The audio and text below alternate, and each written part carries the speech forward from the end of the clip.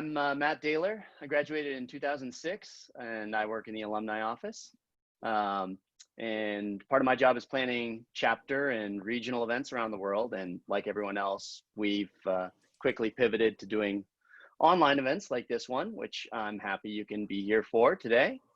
I would like to thank our guests, as well as Antoinette Rangel from the New York chapter of the Alumni Association, for her work coordinating this event and also being the driving force behind this series.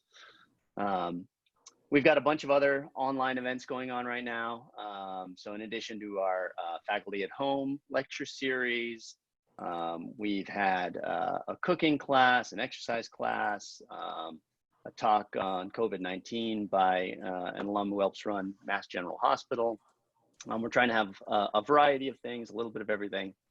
And if you enjoy today's event, whether it's your first edition of Middlebury Wine School or whether you've joined us for the previous two, we hope you'll join us for future events too by checking out middlebury.edu/alumni and clicking on events. So like I said, we have a pretty big crowd today. So before I introduce our speakers, let me just remind you all about a few logistics. Your microphones were all muted when you joined the meeting. You're welcome to have your cameras on or off, but if you could please stay muted, that would be great. With so many people in the meeting, it gets kind of chaotic otherwise. Questions, please submit them via the chat, which is at the bottom of your screen. Sarah, who's our moderator, is going to pose a couple of questions to Alyssa after each wine we taste, and then we'll probably save some for the end. We might not have time to get to everybody's question because we're going to try and stick pretty much to our 45-minute run time and let everyone get on with their evenings or afternoons if you're on the West Coast. And we will send a follow-up email tomorrow that contains a recording of the meeting. So don't worry about taking notes on that bottle or winery or whatever it was that you were trying to remember. So let me introduce our speaker and our moderator. Tonight, we're very fortunate to be joined by Alyssa Vitrano, 93, and Sarah Bray, 08, who will be moderating the Q&A. Alyssa studied wine for 10 years. She's certified by both WSET and the American Sommelier Association. And having worked in entertainment and marketing, she marries her wine knowledge and work experience into a popular blog and Instagram, Grapefriend, which we will send out in the follow-up email. Sarah Bray is a wine writer, brand consultant, and educator. She holds a level 4 diploma in wine and spirits from the Wine and Spirit Education Trust, which is their highest level recognition. And she's a Master of Wine candidate. Thanks so much, Sarah and Alyssa, for joining us today. And I'll hand it over to you. Great. I'll start. Sarah, you're going to go first, but I'll start. I'm Alyssa, as Matt said, and I'm really excited to be here tonight and taste through these really amazing summer white wines with you. These have been really fun. This is the third one that we've done, and I see a couple people who have come back, so that's great to see. I also see one of my old professors from Middlebury, Julia Alvarez, so that's exciting. Hi, it's been a long time, but excited to have everybody here. This is really cool. So why did we choose this theme for August? It's hot, so we need all different types of wine at this point. If people, normally drink red or normally drink white, everybody sort of gets into their one type of grape. But I want to not just turn you on to really great whites, but ones that you may not have tried before. So everybody knows Chardonnay and probably Sauvignon Blanc and a couple others.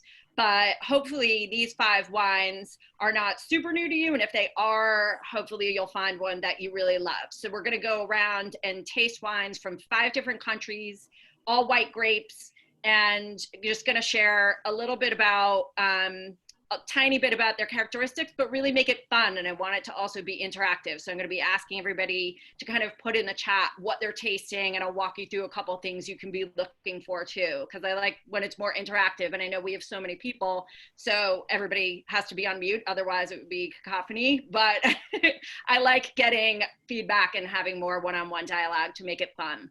My whole approach to wine is people don't know that much about it necessarily, but they love it. And so they want to learn just just a little bit more, explore some grapes, and have it be a really fun, friendly experience instead of intimidating, which it can be for a lot of people, but doesn't need to be, because wine is just really fun, and an amazing subject to explore. I did not study it at Middlebury. I drank Andre getting ready for all of our formals. So this was definitely a post Middlebury exploration and study, but now I love it. And again, take photos of drinking with us tonight and tag Middlebury alum and Grapefriend and Sarah, Antoinette, put all of the tags in the chat. So let's get started. And everyone should just pour something right now to have a sip of something instead of just waiting for me to tell you this is what we're going to start with. So I always, when I was first starting wine and would be in wine classes, we'd have 10 glasses in front of us and we'd have to wait like 45 minutes or sometimes an hour while the lecture happened and we weren't getting to taste anything, and it drove me crazy sometimes. So everybody pour something. If you have the Pinot Blanc, pour a splash of the Pinot Blanc. We'll get into a little bit more about it. But first, I want to just share, I'll share the tasting order with you. So I'm going to just share, I don't want to make this very slide heavy, but I want everybody just to have an idea of here's what we're going to taste and the order we'll taste them in. If you don't have these specific bottles, it doesn't matter at all. I really want everyone just to get familiar with the grapes themselves so that you have more grapes in your repertoire and you feel comfortable with them, ordering them, buying them in a wine store or anything that you want to do. So that's the order. And I'll go through them, of course, obviously. So pour a splash of the Pinot Blanc right now. And while we're doing that, I'm just going to go through a little bit of what makes a really good summer white. So it's kind of two components. One, you're going to be looking for a type of body, and other is the flavors that you have. So body is generally going to be really light and very crisp, not oaky and heavy. I know a lot of people love their oaky Chardonnay, but we're not going to be having those tonight. And we're going to have really crisp wines with really great acidity. And that's what helps when it's very hot. That's what makes it really refreshing. So it's light bodied and it's just something you want to, you know, drink by a body of water or on the deck and get really refreshed. And the flavors that kind of generally come along with that are a lot of citrus flavors, lemon, lime, orange, grapefruit, and stone fruits like peach, and some plum, and lots of green tangy apple. And then other things you might find in different varieties are minerality or a little bit of salinity. You can taste like a touch of salt, and they might be a little bit more herbal than, you know, when we're talking about a big heavy Chardonnay or, you know, even reds or something like that. So let's get started with our first wine. And I like to compare wines to things that people know. So I do a lot of comparison to pop culture and celebrities and all these things to kind of get more of the vibe. So if I were taking Pinot Blanc, the first thing I want you to take away is that I would compare it to Ella Fitzgerald's Summertime. It's just sort of easy breezy. The living is easy. It's a nice, white, simple, light, refreshing white wine. When it is, I normally live in New York City, and when it is just that August day that is completely horribly humid, Pinot Blanc from Alsace is the only thing I will drink and I go for, and it's amazing. So if you start to look at the characteristics, swirl it around a little bit and take a sniff, and then take a sip. And why we swirl it, I think we went over this on the last one if anybody was there, but it releases some of the chemical compounds so you can smell it a little bit better. So on this one, what you're probably smelling, hopefully, but you can put in the chat also to make it a little bit more fun and see if everybody, you know, is comparing the same types of things. A little yellow apple, some yellow pear, white florals. It's really soft and easy and very light.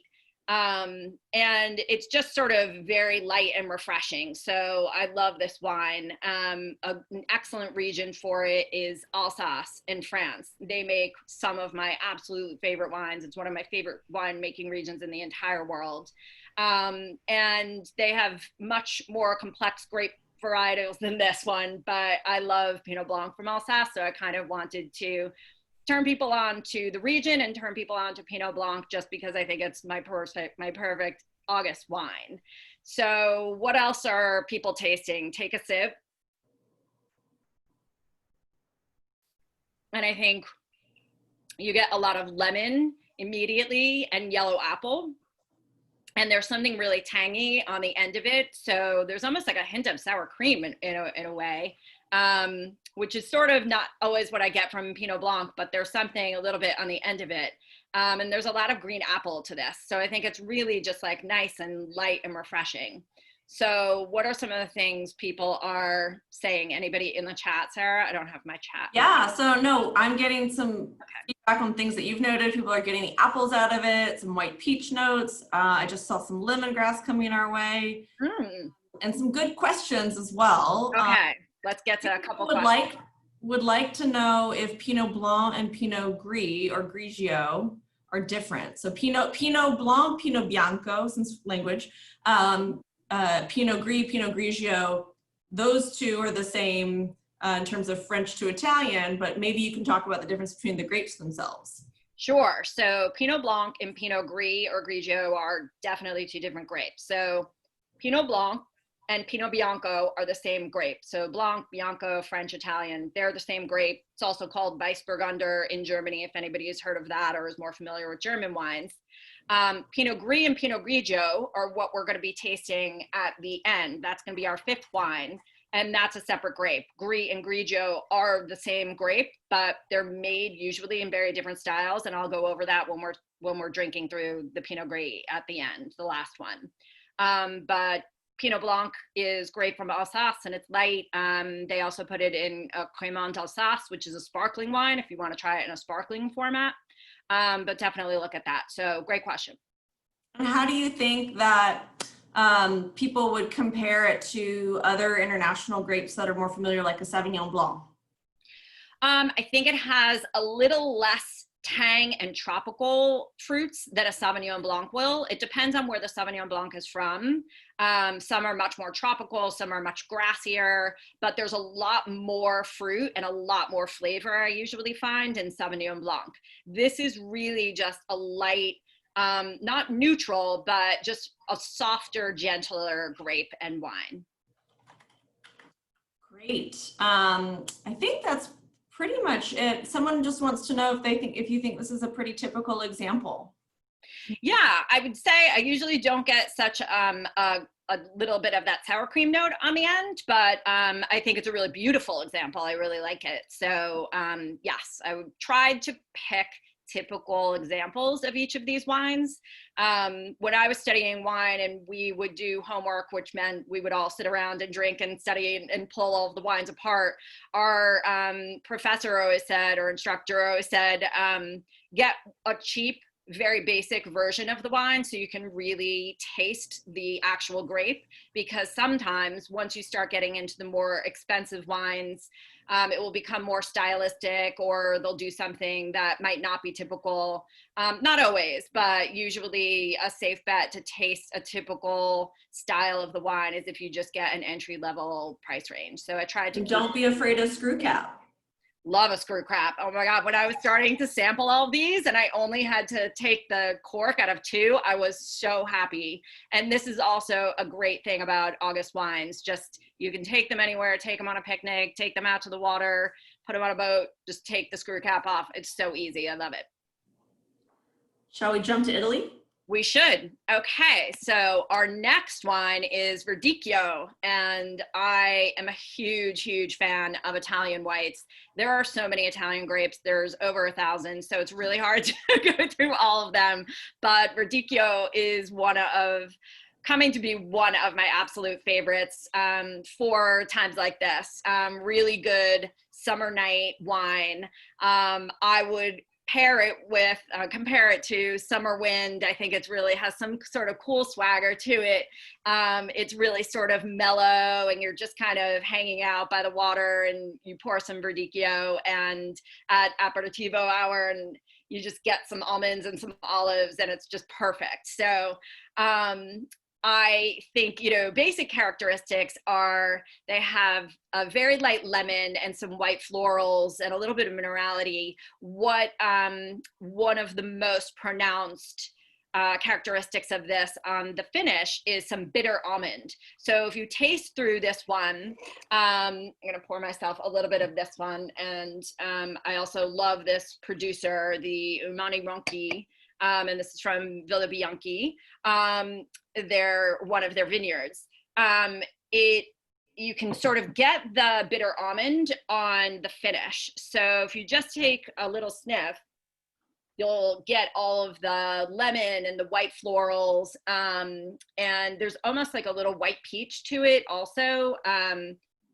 But it's really sort of, this particular one was very herbal, and I got like almost a little fresh grass to it also, which I don't always get on that. Some do and some don't. Some are a little bit greener.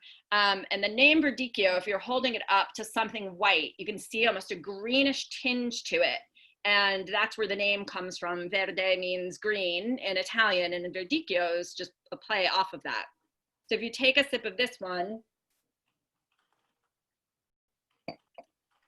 you get a ton of citrus on the palate. And it's almost like the pith of the citrus, like the inner rind of the lemon or the grapefruit, the white part of it.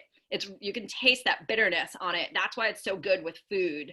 You know, some olives or just some almonds as a counterpoint or something. But I love this for just cocktail hour. I think it's great when you have it with some savory bites too. So it's a really good summer wine. What is everybody else getting here? We're looking, so we are getting lots of just commentary about drinking these kinds of wines, and I'm answering some questions as one-offs too, but we're getting notes like grassy, we're getting notes like, you know, what if I don't finish the bottle and how long can it last in my fridge? It's not a problem in my house. Yeah, I know. But really a lot of questions about, you know, would it be okay, you know, with these kind of crisper wines, is it okay to serve them with ice? Is it okay to have them after a couple of days? So maybe we can talk about that. Yeah, so I think, you know, wines can last if you don't have proper storage and you're not vacuuming them or anything crazy for a couple of days in the fridge. Just keep them really cold. Cold is your friend for, you know, preserving them. You also, if you have half a bottle left, put it in a smaller bottle, because the oxygen is what's going to kind of turn it a little bit more. So the smaller bottle you can get, the better. But pretty much a screw top. If you have a vacuum pump, I used to be like really crazy about the vacuum pumps, and now, you know, I have so much wine to go through, I don't have time usually to go back to it. Yeah, so you can keep it. I would just say put them in the fridge. As far as ice goes, if it's just a basic wine and it's nothing too complex and, you know, you're not going to kill it. $12 or under. Yeah, I mean, it's hot out also, right? So you want to get something really refreshing in your glass. If it's not a really expensive, complex wine, I throw ice in my rosé every once in a while, even just a cube. And a really good trick that I learned from the wine editor at Food and Wine is throw the ice cube in, swirl it around vigorously for a couple minutes, and then take it out so it doesn't all melt and dilute. You can also use those rocks. You know, there are those whiskey rocks that I sometimes put in the white wine or rosé also. So yeah, you don't have to get crazy about it if it's not a really complex, you know, expensive bottle. So, you know. Yeah, and don't be afraid to treat the first glass differently than the rest of the bottle. Like, chill down that first glass as fast as you need to if you need a glass of wine while you let the rest of it cool down. People are picking up on that note of bitterness, which I think is kind of on the finish, which is pretty typical of a lot of Italian wines. And they're wondering if you have any suggestions for, okay, I couldn't find a Verdicchio, or there are other varieties that are maybe in the same family or that provide some of those same characteristics that you'd recommend? Yeah, I mean, they're not going to be the same exact characteristics, but another Italian white that I love for similar, a little different, but is Vermentino. And it's really good with grilled white fish with, you know, fresh parsley. If you think about, if you've ever been to Sicily, and mostly what you're eating there is fresh fish that's just been pulled right out of the ocean, and they just grill it up with a little capers, lemon, you know, maybe some fresh parsley, and that's it. That's what those wines are made for and what they go best with. There's a saying in wine, what grows together goes together, and it's a cliche because it's true. The same type of conditions for climate, soil, terroir, everything, you know, that makes a really great grape thrive in that area is obviously what, you know, the food is really good as well. So that's why it's really fun to travel and see what the winemaker, or, you know, just even people are eating with these, you know, native varieties that they have in their own country, because that's usually the best pairing. Exactly. We could do a whole class on native grapes of just Sicily, let alone Italy. Totally. I'm in. Matt, we have our next theme. Exactly. So I think maybe we can go on to the next wine. Yeah, totally. Okay. So the next one is the Assyrtiko. This is a Greek white from Santorini. If everyone been to Santorini, it's amazing. Another very hot place. And this, you can picture just sitting on all of those scapes, watching the sunset as they do every single evening, and pouring this. So Greek wines are really getting a lot better. I remember when I was in my 20s and we went to Greek restaurants and they would have Retsina, and, you know, that's kind of what people grew up on and think of Greek wine, and it's completely not true now. And Assyrtiko is one of the grapes that I love, and love having it with Greek wine, with Greek food. And I like to pair wine with wine, it's fine. Yeah, totally. I like to have Assyrtiko with this. And it actually is sort of an interesting point because it's nice to taste these in a row. That's a really great way to develop your palate. So I know probably most people aren't opening up 5 bottles of wine, but if you are, it's an amazing way to figure out what you like and what you don't like. If you love the citrusy ones, or if you love something that's a little bit more peachy and yellow apple, or if you love the minerality, like in Assyrtiko. So Assyrtiko has a ton of this flinty minerality to it. It's mostly born out of volcanic ash. So it gets a lot of that minerality from this. So let me get to my slide on this one.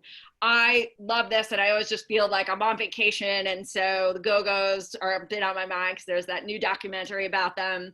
But this is how Assyrtiko kind of makes me feel. I just feel like we are all in vacation land, and everything is sort of fun. So the other really pronounced characteristic of Assyrtiko is this concentrated lemon. So you'll get a lot of, it's like lemon zest. It almost makes your mouth pucker because it's so acidic and it's so concentrated, but it's amazing.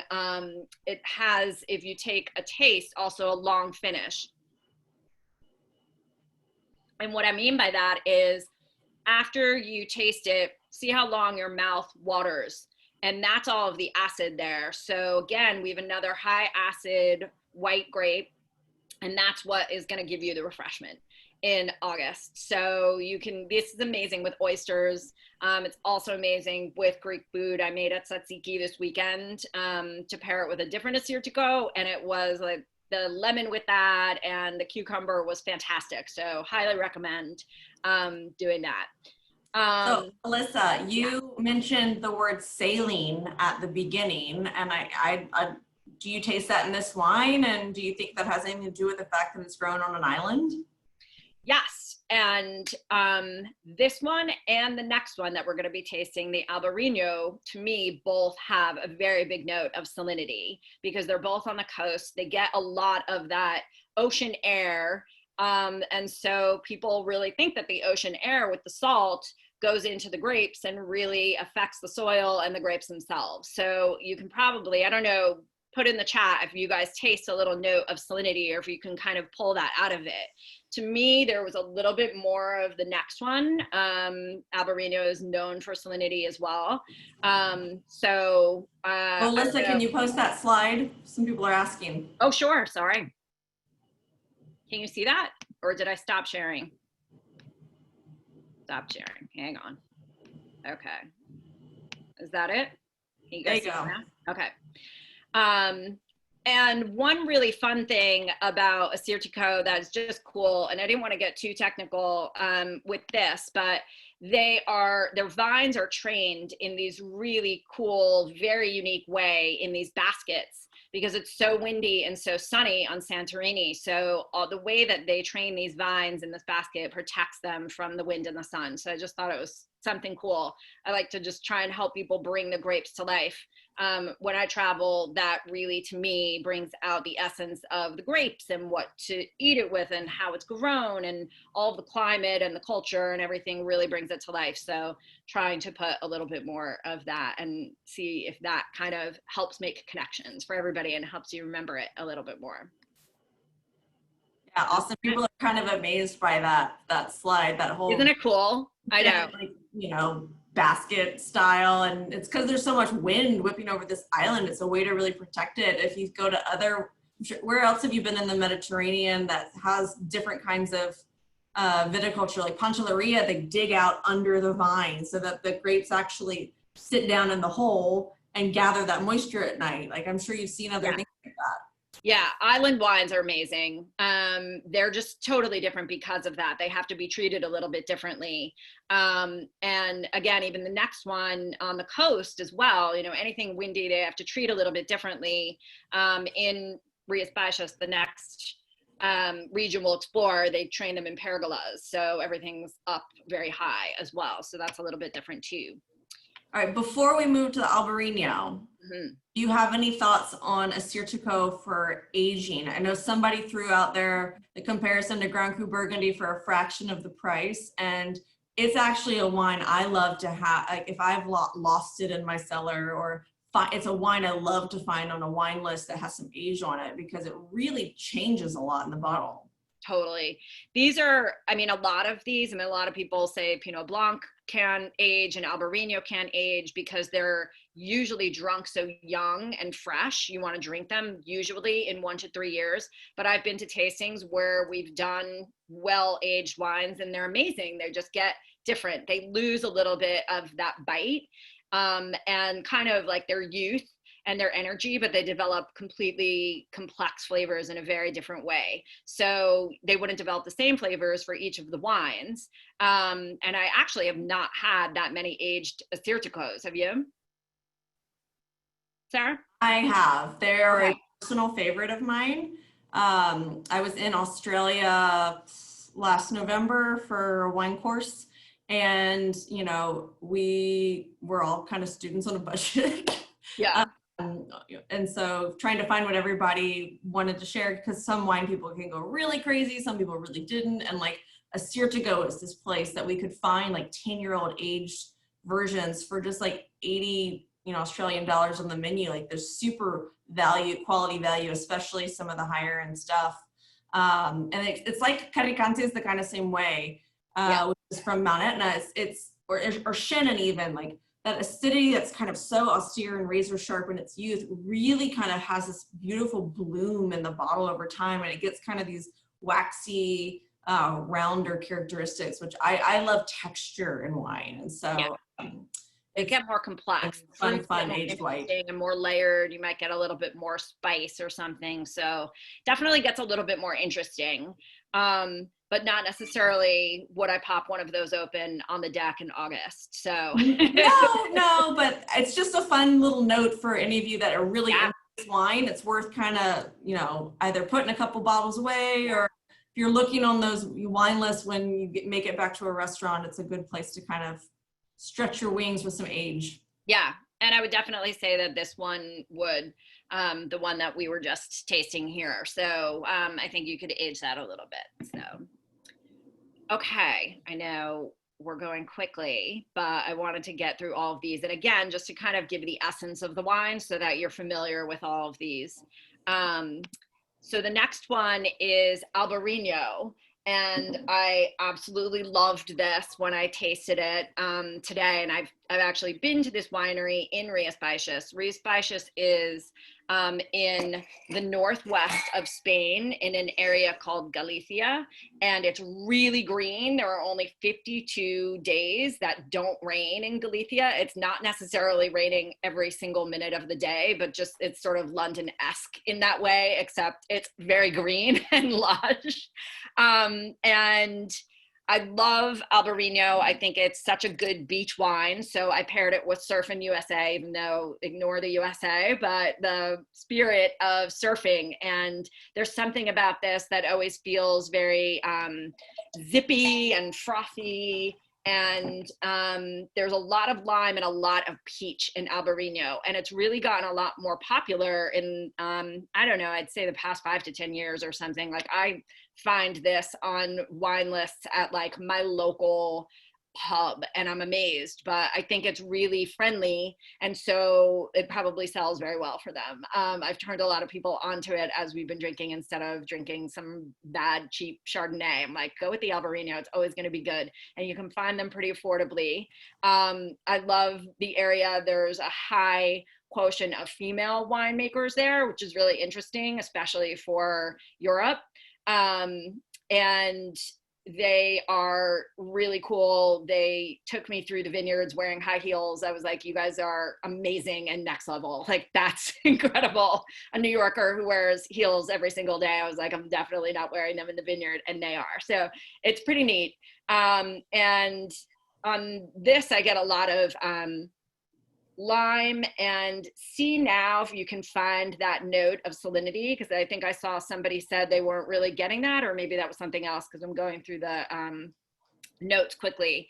But I think I get it a lot on the palate as well. So a little like lemon verbena there too. There's some like a hint of some yellow apple too.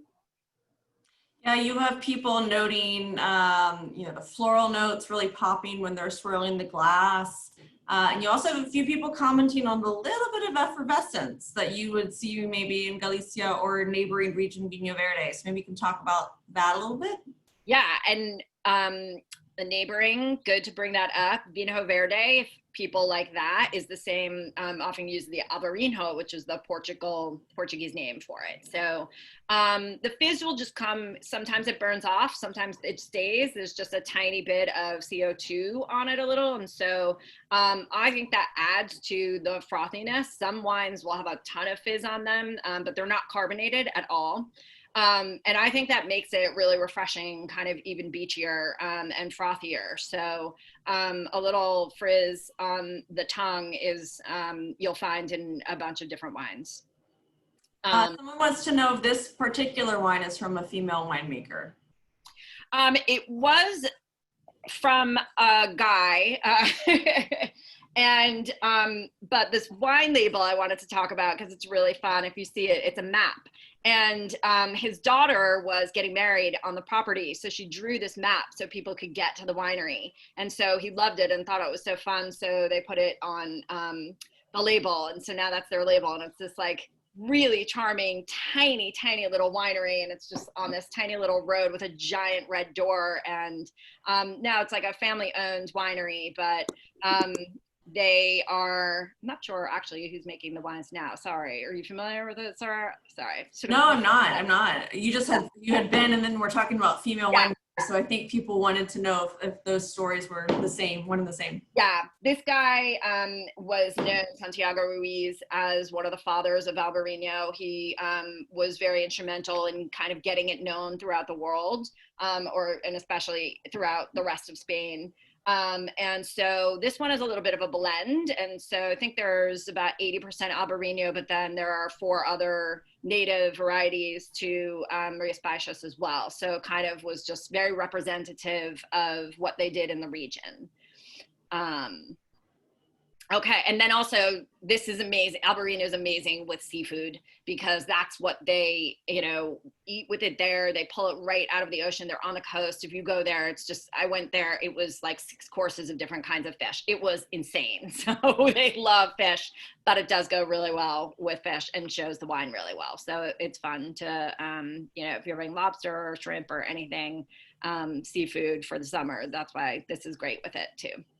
And somebody wanted to know your thoughts on how you would compare this wine to something like a Gruner Veltliner from Austria.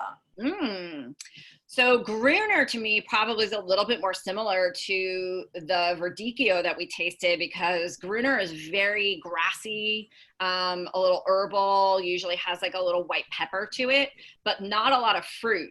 Whereas Albarino to me is very fruity. There's a lot of peach in this, and some salinity also. I love Gruner. I wanted to do one for this tasting, but they didn't have the one that I wanted on wine.com. But definitely explore Gruner from Austria. I love it. I think it's great for summer. So that to me is the difference. I think Gruner is much more herbaceous and grassy, and not very fruity. And Albarino's tons of peach with a little lime and salinity in it. Okay, so let's get to our last one. One quick thing to clarify, because I might have misspoken or had it been misconstrued. Someone wants just to have us clarify Albarino Rias Baixas between Albarino Vinho Verde. Because Albarino is a grape that's grown in both places, spelled differently, and split by a river, but maybe you can just chat about that a moment. Albarino and Alvarinho are the same grape. It's just the Portuguese name for the Albarino grape. So, you know, like we were talking about Pinot Blanc and Pinot Bianco, they just call them different things in different regions, either from historical or just because that's the name there. But it's the same grape. Great. Okay. And so then on to our last wine, the Pinot Gris. So this is probably not the crispiest, highest acid white wine I'm doing tonight, but I wanted to have it in the mix for a couple reasons. One, because I know everybody drinks Pinot Grigio, and I like to turn them onto this instead. And a lot of people do drink Pinot Grigio in the summer. So let's talk about that for 1 second. So it's the same grape, and it's just made in a slightly different way. Typically, a Pinot Grigio will be, you know, there are some great ones, but a lot of what we get imported into the States, which is probably the majority of what people have drunk, they'll be a little bit more neutral, not very flavorful, not very interesting. And to me, Pinot Gris, which usually hails from Alsace, and now the Willamette Valley in Oregon, has tons of flavor. So very different styles, and it's the same grape. So I think it's really interesting if you're used to Pinot Grigio and then you have this, you probably would never even think it's the same grape, but it is. And it's just made in different ways and in different regions. And so the conditions that make it and the winemaking, and you know, the quality that they sort of demand from it in different areas. Again, there are a couple good areas for Pinot Grigio that I like, but in general, they often just give so much high yield and high volume that they're not necessarily always paying attention to the quality. And so you get sort of a watered down grape. Whereas this, I love this. I think it's really rich and round. You get tons of fruit, like yellow apple, green pear. I already see a thumbs up on there. I haven't seen it. I can just see that on one of mine. I can't see everybody right now. And you're getting often a touch of pear, but on the good ones, for me, you're getting that very restrained, more green pear versus a yellow pear, which can be, you know, really succulent if you get it in a really restrained variety. And that's why I think the Willamette Valley does this really well. So traditionally, again, it's from Alsace. I love that area, but I picked specifically one from Willamette Valley because it's probably one of my favorite, if not my favorite, domestic winemaking region. And I know a lot of people don't know about it. I love it. Yes. And so I like to, some of them can get really expensive because it's small production and they're amazing. They're mostly known for Pinot Noir. And to me, that's always like a little bit more of an affordable Pinot Noir than what you're going to get from Burgundy. But I love this, and I love this Portlandia one. It's sort of a fun winery, and they try to make them a little bit more affordable. So I didn't want to make you guys get a $38 bottle of Pinot Gris from Willamette. And so Portlandia has some really nice, more affordable wines from Willamette. They have a really great rosé as well, and they're just sort of more whimsical. But I love this. I think there's, you know, some apple and some pear, and there's a little orange blossom there, but it has some really amazing acidity to it. And the acidity will balance out all of those fruits. So you're not just getting this saturated, unctuous, heavy wine. The acidity really kind of makes it a little bit more palatable and refreshing.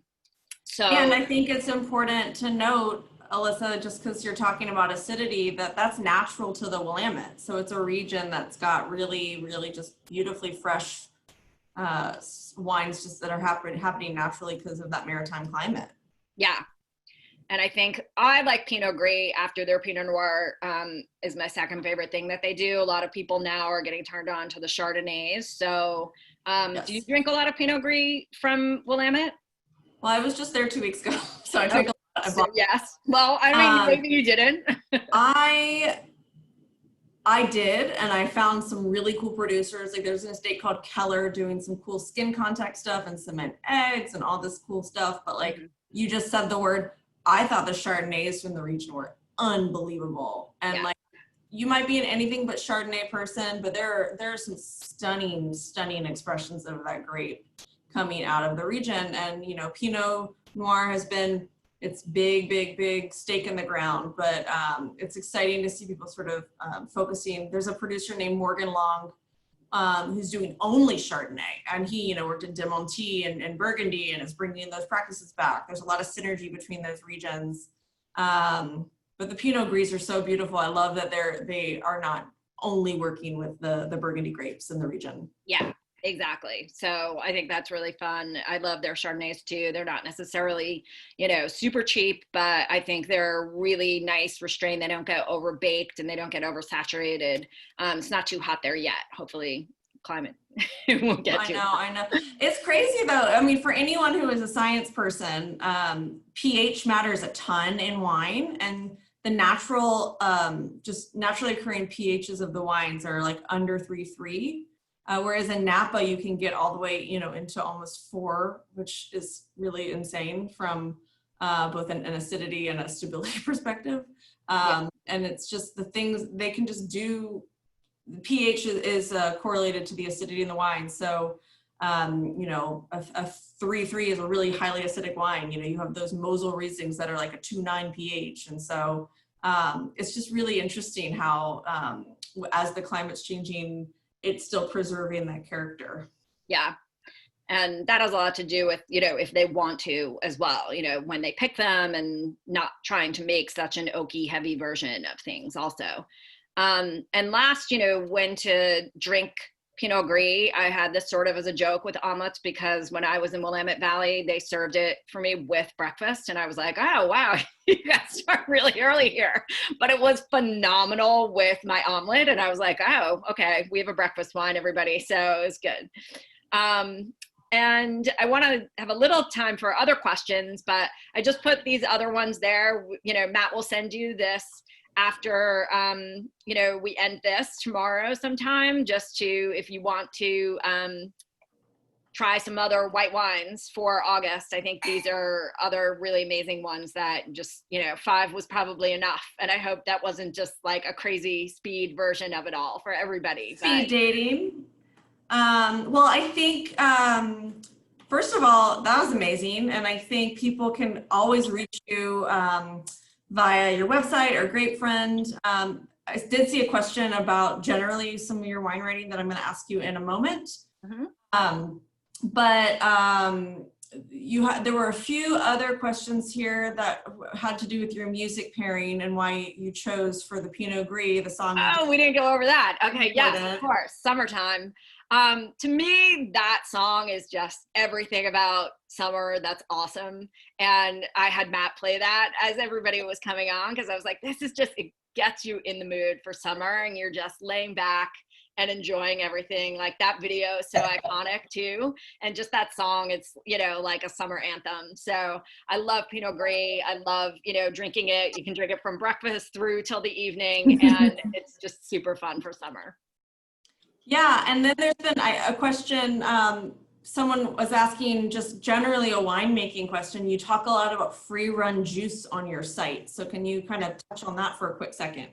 Yeah, free run juice is just a term that I use for any of the blog posts that I'm writing that aren't necessarily about anything. Like I do a lot of pop culture writing and what celebrities are drinking. So that's called Pop Grape or, sports or whatever. Free run juice is just sort of like, here's a thought or, just something very general and basic. Free run juice is when you're taking the grapes in from harvest and you do press, and the first press and the juice just comes out. So that's, free run juice. That's basically where it comes from. Cool. And then there's been a couple questions about, and maybe you and I can spitball for a minute, but favorite summertime reds that you could even have with a chill. Oh my God. And I just saw someone put Frappato in there, and this is, back to our Sicily obsession. I am obsessed with Frappato, and Frappato with a chill. It's like, they make it in very small productions. It's really hard to find, if you go to a store, you can get it online, but like, you're probably not going to find it on most wine lists, although I've been seeing it a little bit more lately. But I mean, Frappato to me is this bright, cherry, juicy. They served it to us in Sicily with sun-dried tomatoes on bruschetta. It was like phenomenal. So I love Frappato. I can't get great one. I don't have enough of it. I want more of it. I can't find it. I love it. So Frappato, for those of you who don't know, that's another native Italian grape that really comes from kind of the southeastern corner of the Sicilian island. Sicily generally does great summertime reds. Nerello Muscalese or Etna reds are another one that have a lot of high bright acidity. Beaujolais, someone mentioned. I think there are. I love Beaujolais with a chill. It's so good, just straight out of I also had some Loire Grelot. So it's all the kind of stuff that you don't really hear talked about. You can send Alyssa and me a note. we're happy to chat with you more, but some of these are more esoteric names that might not come to you. Or we can let Matt know and he can follow up with some. Yeah. And in the US, people aren't like culturally that into chilled reds, but they're so good. Great for happy hour and just having something light on the deck, and still really good with food, but I just think there's such a great time and place for them. I often order them like if I'm at a wine bar or something, because totally nice. Pella Verga, oh my God, I love it. North Italy and Piedmont. Okay, we have run out of time, and I think you and I could do this for like an hour more, but I don't really see any other questions immediately. You can totally feel free to reach out at Grapefriend, at sarah.h.bray. We're so excited to talk to you anytime about wine. It's what we do for fun. It's what we do for a living. And love it. We're just excited to share it with the Middlebury people. And tag us, tag Mid-alum.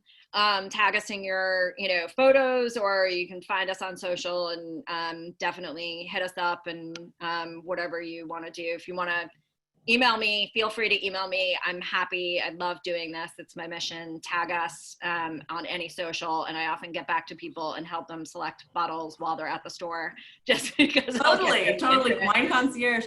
And definitely I'm seeing some ideas and thoughts about other things.